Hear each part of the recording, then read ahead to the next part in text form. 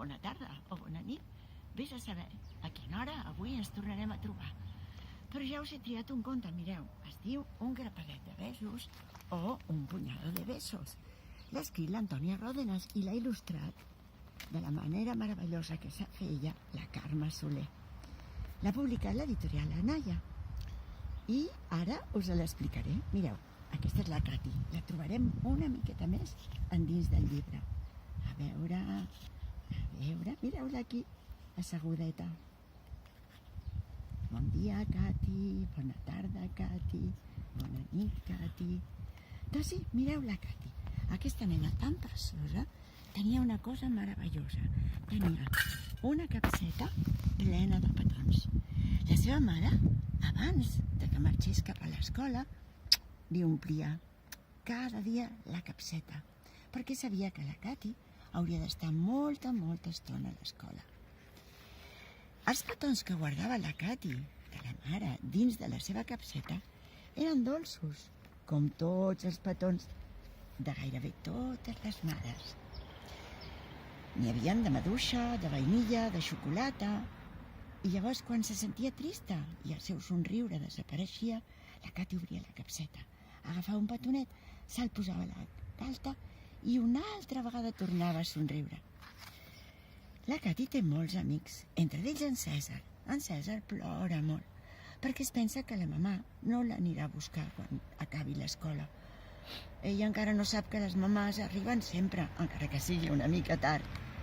Un dia, la Cati li va dir, vols un petonet de vainilla? I li va posar un petonet a la galta.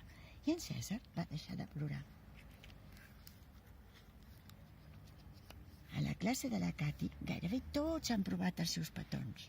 Però a la classe de la Cati hi ha un nen que és una mica diferent. Es diu Didac i es baralla molt. Dona coses. Quan vol alguna cosa l'agafa. Fins i tot dona empentes. Per això moltes vegades a la classe hi ha plors. I mentre la mestra li diu, Didac, no veus? Això no ho podem fer-ho. Has d'aprendre a no fer-ho. La Cati s'apropa al que estigui plorant i li dona un petonet. I les llàgrimes deixen de sortir, com si el petó i les parauletes de la Cati fossin alguna cosa màgica.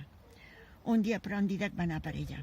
Li va donar una empenta tan gran que la va tirar de cul a terra. I també va agafar la seva bossa i la va llançar ben lluny.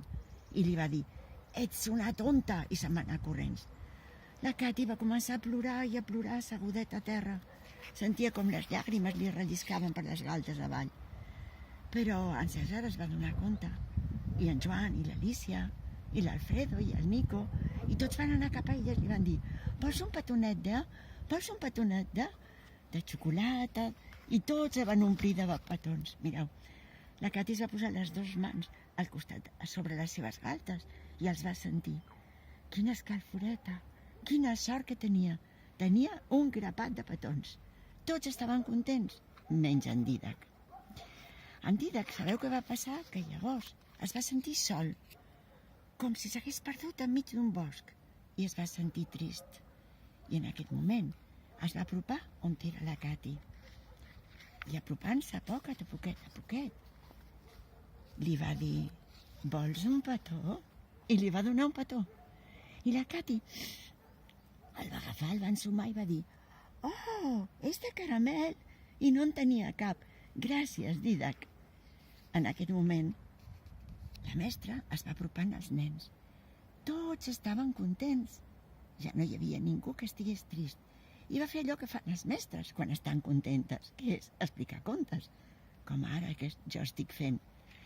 I llavors la Cati va pensar, va mirar per la finestra, va veure que hi havia sol i se sentia molt feliç. Tenia molt sort, molta sort. Tenia molts amics, una capseta plena de petons i es va sentir rica. La Cati era molt rica. I conte contat, aquest conte s'ha acabat. I així que fins demà, estimats. Ui, avui us en deixo potser tot un grapat.